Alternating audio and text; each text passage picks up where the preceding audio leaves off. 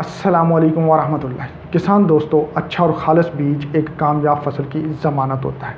आमतौर पर किसान जब गंदम की काश्त करने लगते हैं तो उस वक़्त इस तरह के सवालात करते हैं कि कौन सा बीज उनके इलाके के लिए मुनासिब रहेगा और किस बीज पे बीमारी का हमला कम होगा या नहीं होगा।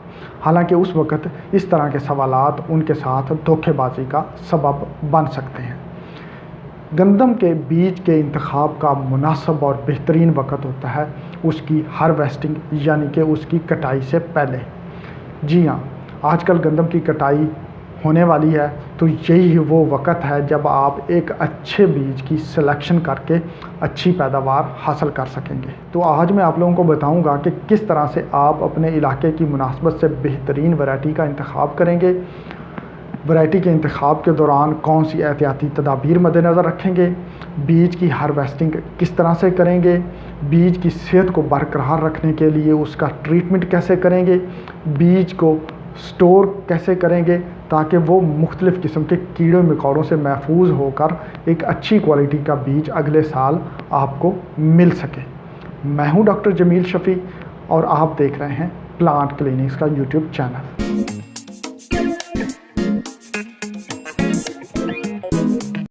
किसान दोस्तों, गंदम का बीज चंद एक ऐसे गवर्नमेंट के रिसर्च सेंटर हैं जहां पे तैयार किया जाता है और जब ये वैरायटी डेवलप हो जाती है तो मुख्तलिफ़ किस्म के प्राइवेट रिसर्च फार्म पे उनकी काश्त करके सीड को मल्टीप्लाई करके किसानों को मुहैया किया जाता है।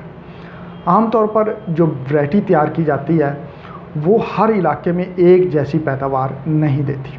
कुछ वैरायटीज़ एक इलाके में अच्छी पैदावार देती हैं तो कुछ दूसरे में देती हैं। कुछ वैरायटीज़ पे एक जगह बीमारी आती है तो दूसरी जगह पे नहीं आती। तो हमें अपने इलाके के लिए बेस्ट वैरायटी का इंतखाब करना होता है जो हमारे इलाके के माहौल के साथ मुताबिकत रखती हो, वहाँ पे जो ज़मीन है उसमें अच्छी पैदावार देती हो और वहाँ पे उस पर बीमारी का हमला भी कम होता। किसान दोस्तों, अगर आपके पास ज़मीन काफ़ी मिकदार में है तो जो नई आने वाली वैरायटीज़ होती हैं गंदम की, उनमें से हर एक वैरायटी का एक खेत ज़रूर काश्त करें और फिर उन वैरायटीज़ में जो बीज के लिए आपने काश्त की हैं उनमें खुराकी अज्जा की कमी ना होने दें। ख़ास तौर पर माइक्रो न्यूट्रिएंट्स जिनमें नाइट्रोजन, फास्फोरस और पोटाश शामिल है, इनका एक मुतवाज़न इस्तेमाल करें ताकि सेहतमंद बीज पैदा हों। किसान दोस्तों, जब आपके बीज वाले खेत गोब की हालत में हों तो उस वक़्त उनको अच्छी तरह से विज़िट करें और खेत में से जो छोटे कद वाले पौधे हैं और जो बड़े कद वाले पौधे हैं उनको निकाल दें और एक ही जिसामत वाले पौधों को बीज के लिए खेत में रहने दें। जब आपने बीज के पकने के बाद हार्वेस्टिंग करनी है तो ऐसे खेत जहाँ से आपने बीज रखना है उनकी थ्रेशिंग सबसे आखिर में करनी है और थ्रेशिंग करते वक्त थ्रेशर को अच्छी तरह से साफ़ कर लेना है ताकि उसमें दूसरी वैरायटीज़ के जो बीज हैं वो ना रहें। और जब आपने बीज वाली गंदम की थ्रेशिंग शुरू करनी है तो पहले आने वाले कुछ जो गंदम के दाने हैं उनको आपने अलहदा से निकाल देना है और उनको बीज में मिक्स नहीं होने देना, क्योंकि उनमें दूसरी वैरायटीज़ के बीज मिक्स हो सकते हैं। तो पहली आने वाले जो थोड़े से बीज हैं उनको आप निकाल देंगे और बाद में आने वाले खालिस गंदम के दाने जो हैं वो बीज के तौर पर आप महफूज कर लेंगे। यही तरीका आपने अगर कंबाइन हार्वेस्टर इस्तेमाल कर रहे हैं तो उसमें अपनाना है। एक तो उसका जो स्टोरेज टैंक है उसको अच्छी तरह से साफ़ कर लेना है ताकि उसमें पहले जो हार्वेस्टिंग से गंदम मौजूद है उसकी बाकियात बाकी ना रहें। और दूसरी चीज़, जब आप कंबाइन हार्वेस्टर इस्तेमाल कर रहे हों तो उसमें भी आपने बीज वाले खेत की हार्वेस्टिंग सबसे आखिर में ही करवानी है। किसान दोस्तों, अगली जो चीज़ आपने जहन में रखनी है वो कटाई और उसकी थ्रेशिंग है। अगर तो आप हाथ से कटाई कर रहे हैं या फिर आप ट्रैक्टर से चलने वाला रैपर इस्तेमाल कर रहे हैं तो आपने कटाई उस वक्त करनी है जब गंदम के पत्तों और तने में थोड़ा सा रस मौजूद हो। अगर आप गंदम को बहुत ज़्यादा पका कर हाथ से कटाई करेंगे या रैपर से कटाई करेंगे तो बहुत सारे सिट्टे जो हैं वो ज़ाया हो जाएंगे कटाई के दौरान। लेकिन अगर आप कंबाइन हार्वेस्टर से अपनी कटाई करवा रहे हैं तो उस सूरत में आपने उस वक़्त कटाई शुरू करवानी है जब सबसे जो छोटे सिट्टे हैं उनमें दाने पक चुके हों। आपने जो दाने हैं उनको निकाल के दांत के नीचे देना है और अगर आप को कड़क की आवाज़ आए तो यही वो वक़्त है जब आप कंबाइन हार्वेस्टर से अपनी गंदम की हार्वेस्टिंग या कटाई करवा सकते हैं। और ये वो वक़्त होता है जब ऊपर वाले सिट्टे जो हैं वो तकरीबन ऊपर से मुड़ चुके होते हैं। किसान दोस्तों, जब आप बीज की हार्वेस्टिंग और थ्रेशिंग मुकम्मल कर चुके हों, नेक्स्ट जो मरहला है वो इसकी स्टोरेज का है। स्टोर करने से पहले आपने गंदम जो बीज के लिए इस्तेमाल करनी है उसको अच्छी तरह से धूप में खुश्क करना है और इस बात को यकीनी बनाना है कि उसमें मॉइस्चर यानी नमी की मिकदार 12% से ज़्यादा नहीं होनी चाहिए। अगर आपने स्टोर करने के लिए बोरे वगैरह और थैले वगैरह इस्तेमाल करने हैं तो उन थैलों को ऐसी जगह पे स्टोर करें जहाँ पे हवा का गुज़र बसर हो लेकिन वहाँ पे नमी दाखिल ना होती हो। इस बात को यकीनी बनाएं कि उन थैलों पे जो धूप है वो बराह रास्त ना पड़े। अगर आपने स्टोरेज के लिए बढ़ोले वगैरह टैंक वगैरह इस्तेमाल करने हैं तो उन टैंकों को अच्छी तरह से साफ़ कर लें। साफ़ करने के बाद उनको खुश्क करें और जब वो अच्छी तरह से खुश्क हो जाएं तो कुरमकुश अद्वियात यानी कि कीड़े मार अद्वियात का उनमें स्प्रे करवाएं। इस मकसद के लिए आप क्लोरपायरीफॉस इस्तेमाल कर सकते हैं या इनके मुतबादल और भी पेस्टिसाइड्स आती हैं जो कि स्टोर ग्रेन पेस्ट के लिए इस्तेमाल होती हैं। तो जब आप इन बढ़ोलों को अच्छी तरह से साफ़ करके कीड़े कुरमकुश अद्वियात का स्प्रे कर लें तो अगला मरहला है कि आप उसमें जो है वो अपने बीज डाल दें।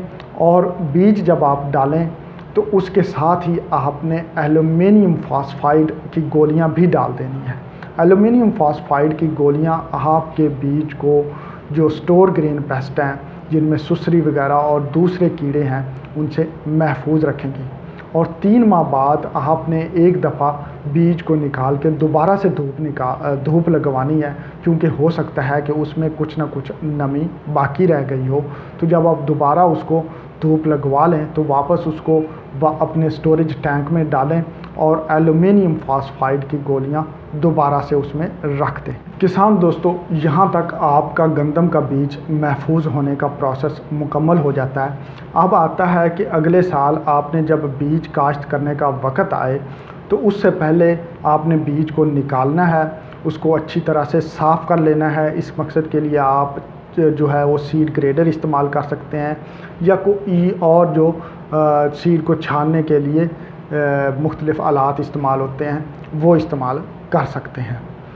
जब आप बीज को साफ़ कर लें, उसकी सफाई कर लें तो अगला मरहला आता है सीड ट्रीटमेंट का, बीज को जहर लगाने का। क्योंकि मुख्तलिफ़ किस्म की जो बीमारियां हैं जिनमें करनाल बंट है, लूस मट है, जो और सीड से फैलने वाली बीमारियां हैं वो कंट्रोल करने के लिए बीज को जहर लगाना ज़रूरी है। तो बीज को जहर लगाने का मुनासिब वक़्त जो है वो काश्त से तकरीबन 15 दिन पहले यानी कि 2 हफ्ते पहले आप बीज को फफूंदी कुश जहर लगा दें ताकि उसका असर जो है बीज के अंदर तक पहुंच जाए और जो उसके स्पोर्स वगैरह हैं फंगस के, फंजाई के, पैथोजन के, वो बीज की काश्त से पहले तल्फ हो जाए। किसान दोस्तों, आखिर में मैं एक मुख्तसर सा खुलासा सारी बातचीत का पेश करना चाहूँगा कि आपने गंदम के बीज की सिलेक्शन अभी से कर लेनी है। इस स्टेज पे आपको गंदम की सारी क्वालिटीज़ नज़र आ रही होंगी। उस पर बीमारी का हमला होता है नहीं होता, उसका कद कितना होता है, उसके बीज का साइज़ कितना होता है, बीज की रंगत अच्छी होती है, गिरने के ख़िलाफ़ क़ुव्वत मुदाफ़ियत कितनी है। तो ये सारी चीज़ें अभी आपके सामने वाज़ह होती हैं और उनमें से आप बेस्ट बीज की सिलेक्शन कर सकते हैं। दूसरी चीज़ आती है कि हार्वेस्टिंग के दौरान या खेत में अगर दूसरे बीजों का मिक्सचर हो तो उसको अच्छी तरह से निकाल दें ताकि अगले साल आपके पास खालिस बीज आए। खालिस बीज उस वक़्त नहीं आता, या तो आप खेत के दौरान जब छट्टा करते हैं तो दूसरी वैरायटीज़ मिक्स कर लेते हैं, या फिर जब आप उसकी थ्रेशिंग करते हैं तो थ्रेशर में मिक्स हो जाता है, या आपकी कंबाइन हार्वेस्टर में बीज मिक्स हो जाता है। तो इनको भी आपने एहतियाती तदाबीर इख्तियार करते हुए बीज के खालिसपन को यकीनी बनाना है।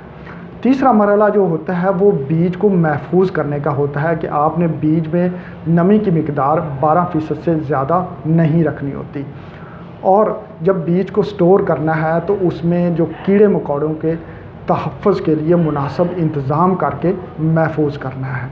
जब आप बीज जो है वो काश्त करने के लिए निकालें तो उसमें से नकारा और मुर्दा बीजों को अलहदा कर लें। उसमें 2-3 तरीके हैं। एक तरीका तो ये है कि आप नमक के महलूल में डुबो दें। दूसरा तरीका ये भी हो सकता है कि आप सीड ग्रेडिंग कर लें। और तीसरा जो है वो आपने सीड ट्रीटमेंट करना है। अगर खेत में पहले से कोई बीमारी आ जाती है जैसे कि लूस मट है और इस तरह की करनाल बंट है, तो आपने बीज की सीड ट्रीटमेंट यानी कि बीज को जहर ज़रूर लगाना है। जहर लगाने के लिए जो आप फंजीसाइड इस्तेमाल कर सकते हैं उसमें थायोफिनेट मिथाइल है, कार्बेंडाजिम है, इसके अलावा आपके टिबोकोनाजोल है, प्रोपिकोनाजोल है। ये सारी की सारी जो जहरें हैं वो बहुत सारी बीमारियों को कंट्रोल कर लेती हैं। और बीज लगाने का जो प्रोसेस है वो आपने 2 हफ्ते पहले से स्टार्ट कर देना है। तो किसान दोस्तों, मैं उम्मीद करता हूँ कि ये सारी मालूमात आपको एक गंदम के अच्छे बीज की सिलेक्शन में मददगार साबित होगी। मिलते हैं अगली वीडियो में, तब तक अल्लाह हाफिज़।